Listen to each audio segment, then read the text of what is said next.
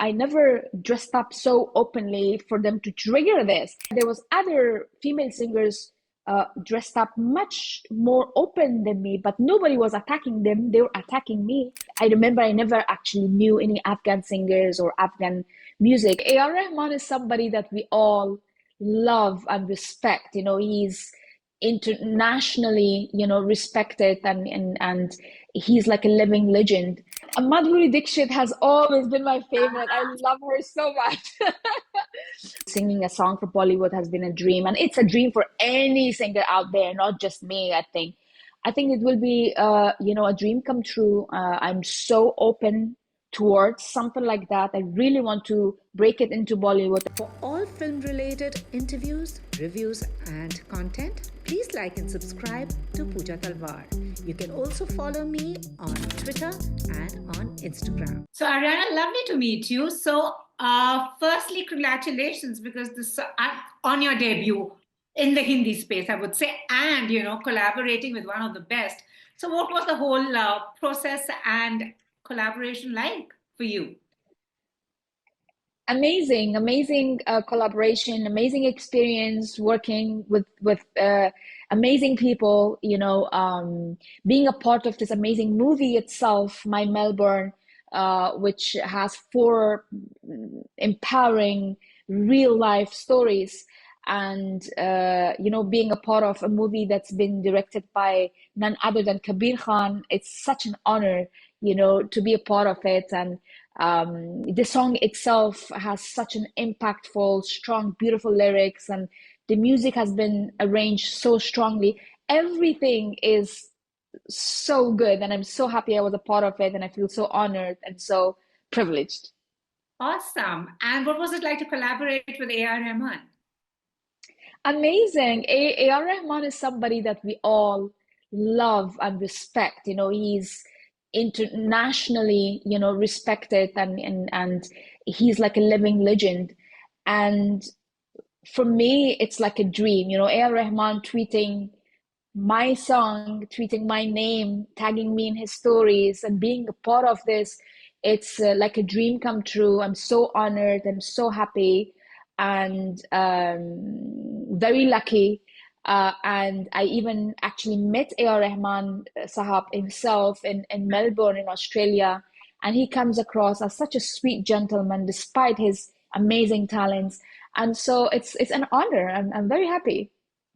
And you yourself have had a very inspiring journey, and especially, they call you the voice of Afghanistan, because for you, for many young girls, you're a role model of sorts. And, they just feel that you articulate their feelings and they like being heard by you. You're also an artist and an activist. How has that impacted, say, your music and, your creativity, given your background? Yes, it has impacted me majorly. The fact that, I was able to use my platform and this opportunity that was given to me to make a difference in a society, in a country that really, really needed it. I feel very privileged, very happy about it. And, also the fact that I naturally had that character in me, and all these lives in Afghanistan, these women that I was talking to, that I was in touch to, I heard their stories, I saw their lives very up close when I was working in Afghanistan. This topic is very dear to my heart. It's something that I live with. It's just in me. And to be, somebody that people look up to and hold you as an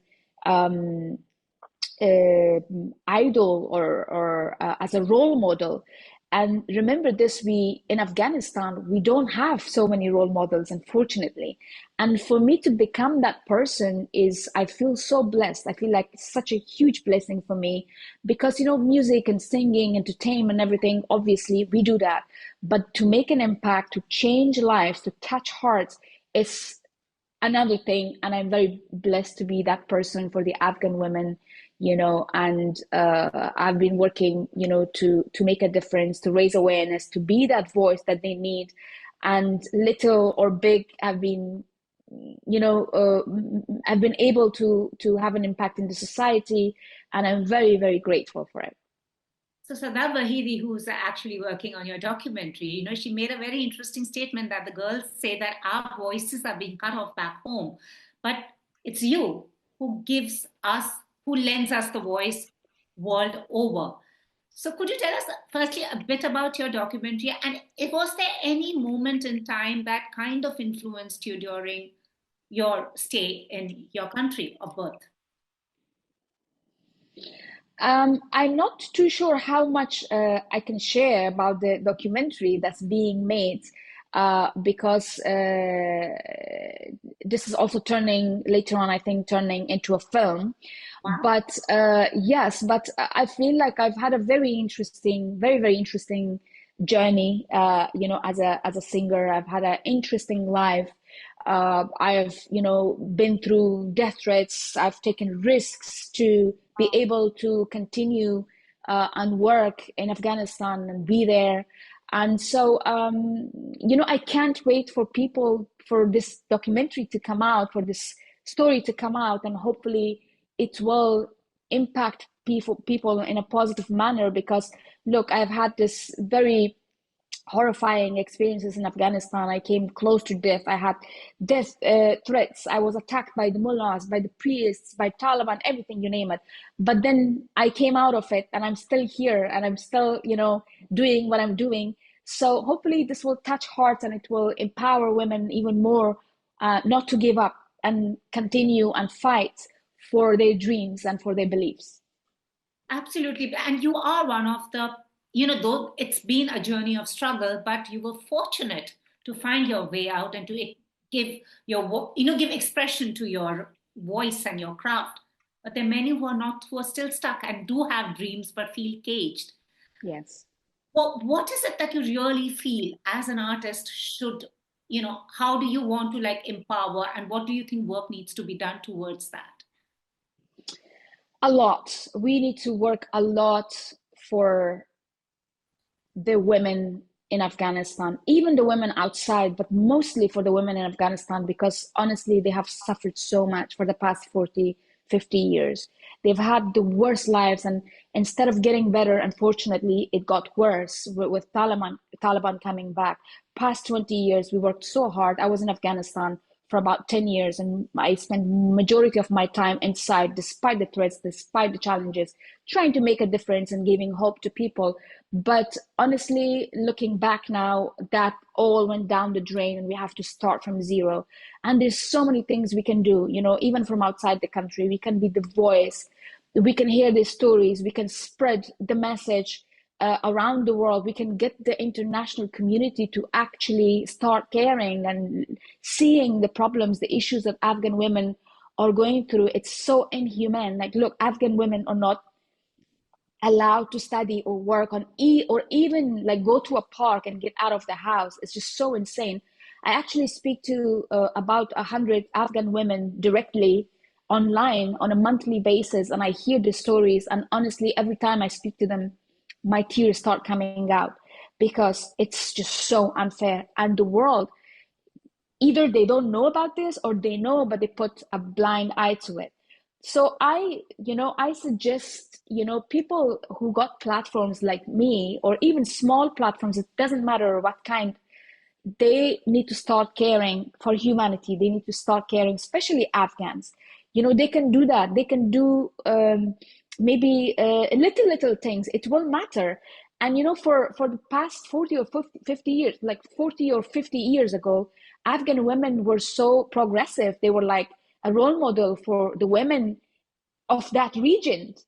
And this huge major change now is just bizarre, and it's unbelievable. And but I do believe that people got power, their voice of power. The only thing is they need to get united Yes. and raise their voice and fight for their lives and for their freedom and for their everything that they believe in. It is possible, but we have to fight for it. We have to gain it back. Absolutely, because I mean, I remember Afghanistan was the fashion capital once upon a time. It was the to-go place, around Exactly. 3 years ago. I mean, what Afghanistan then and what Afghanistan, I totally get that. And it's women. not only in Afghanistan and several other areas who are really suffering.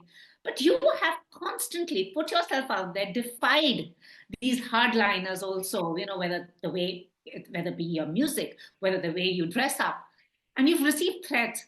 How do you, I'm sure it affects you also, but how do you still are motivated to go out there even more? Does it even encourage you even more when they try to silence you? Definitely it did. This was one of the reasons. I'm a very, in Hindi you call it ziddi. Ah, I'm that kind of a person. And honestly, I guess I'm a very strong-headed person yeah. anyways. And I always, no matter the challenges, the problems and everything, I always go after what I really, really believe, you know. And that has had obviously a major, impact in what I do and what I do. And I'm a stubborn person, I guess. And I think you're right. You should, always continue to fight despite the challenges. And I really am a very obvious and big example of something like this. When I went to Afghanistan, from the day I entered the country, a month later, all these attacks started by priests, by mullahs, by Taliban, but whoever you name it. But then the more, and also the bigger I became, the more attacks, the more problems, the more issues. And I realized that, you know what, maybe I am doing something right here, because I never, believe me, Pooja, I never dressed up so openly for them to trigger this. I was dressed up usually in my shows, just covered. I had sleeves, normal. And where there was other female singers dressed up much more open than me, but nobody was attacking them. They were attacking me. So I realized this is happening because I'm talking about women's rights. I'm giving hope to Afghan women. I'm getting women to wake up, and see the problem and fight and raise their voice. This is why they dislike me. And then I was like, no, I'm not going to stop. I'm going to continue because I am actually doing the right thing. This is why I'm being attacked. And the fact that I was becoming the hope for millions of women, that was also something very inspiring to me. I was like, no, I cannot give up, not just for myself, but for the millions of women who look up to me. And I am their only hope in Afghanistan.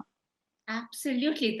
I mean, more power to you. What have been your musical influences while growing up today to reach the place that you have? What were the earlier musical influences? Earlier on, as a teenager, I remember listening to a lot to Western music. I remember I never actually knew any Afghan singers or Afghan music at that time. I was raised in Europe, obviously, Yeah. influenced by Western singers. I used to listen to Beyonce's and J Lo's and Madonna's, Michael Jackson, people like that. And I remember I even listened to this beautiful, gorgeous, and great voice of Alicia Chennai in Ah, Bollywood. I had yeah. I had her CD, and I remember one of her songs was called "Made in India," and I loved it. And her voice was so amazing. I still actually listen to her songs to this day. So I used to get influenced by the Western pop singers, and I still listen to music by international singers, and so yeah, they used to really inspire me. Awesome. And what about that's very interesting. I saw your Instagram page. You had a picture of Marilyn Monroe. Now I do see the Buddha, behind you. Yeah, really a very interesting eclectic mix that you have around here. Yeah, I mean, my home is my little den of peace, and everything that gives me good vibes and peaceful, vibes. That's what I have around me at home. I have candles. Buddha is something that gives me peace. I look at Buddha statue and I don't know, I feel this incredible feelings. And I have a cat at home. I love my cat. Her name is Baby. It's actually a street cat that I brought home 6 years ago, and she grew up in my home. So yeah, I'm just a person that gets happy with little things around me, and these are things that give me pleasure and peace. Yeah, but I was quite taken with Marilyn Monroe. Are you a fan? Definitely. I mean, she's somebody, such a fashionista, and the things she wore, let's say 50, 60 years ago, is fashion today. And Absolutely. so, I'm also considered a fashionista myself in Afghanistan. Yes. So I love her because of her style, the dresses she wore, and I actually also saw her movie, I think last year, and I felt so bad for the kind of life that she has been through. You know, from the outside, everything so looked so amazing and glossy, but inside she was struggling as a person, and that really touched me. So yeah, she's somebody that I admire and I like. And I was like, that I saw the picture. I was like, oh, what's that? That's Marilyn. I mean, yes, you are regarded as the fashionista of Afghanistan. What is fashion for you?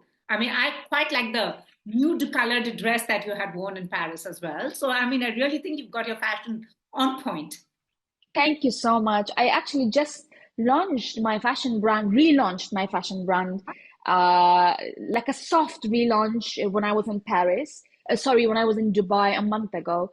But here's a little story about my brand. So before Taliban came, 1 month before they took over, I launched my brand called Aryana inside Kabul, and I had this beautiful, gorgeous store where I put showcased all my clothes and everything, and it was doing really well. Because remember, when I was in Afghanistan and working as a judge, whenever I had performances, concerts, or in these shows, whatever I wore, the next day it became a trend.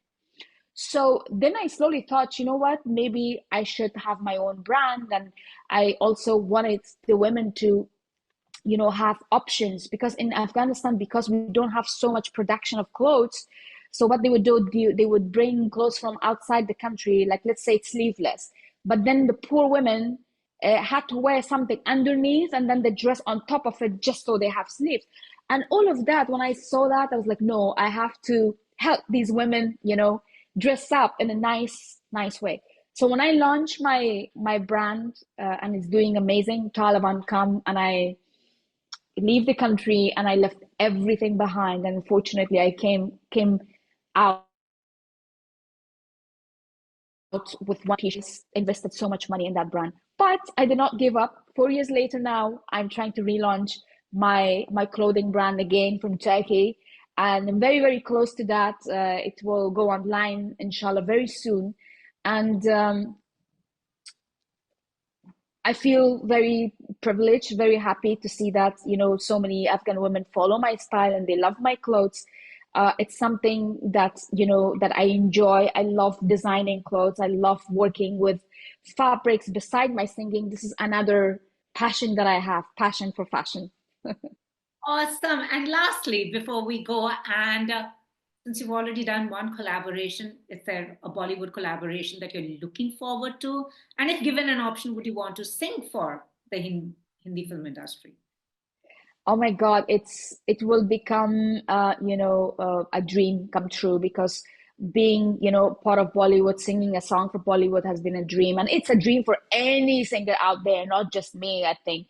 I think it will be a dream come true. I'm so open towards something like that. I really want to break it into Bollywood. I really want India to hear my voice, to listen to my voice and enjoy my songs, especially coming from a country like Afghanistan where the female voice is suppressed and everything.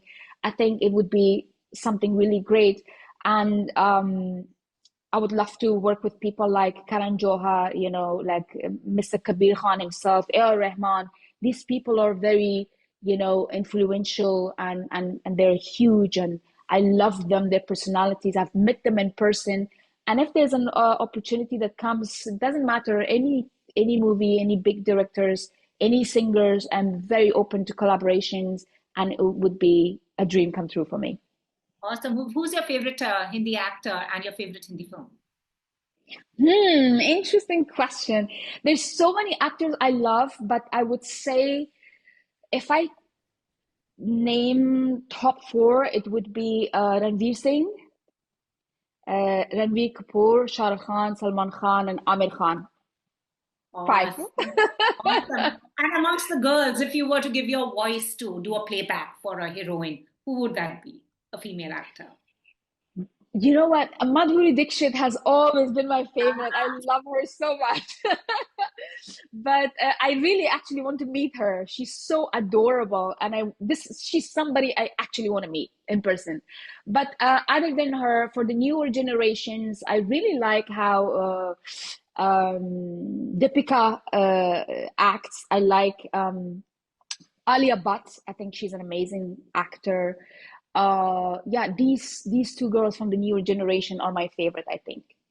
Awesome. It was such a pleasure chatting with you. Lovely chatting with you, and all the very best and more power and good luck for all you keep doing what you keep doing. Thank you so much. Pleasure is mine. Thank you so much. Thank you so much, Aryana. Thank you. Bye Bye bye. bye. Bye. If you've liked this interview, please like, share, and subscribe. Follow me on Twitter and Instagram.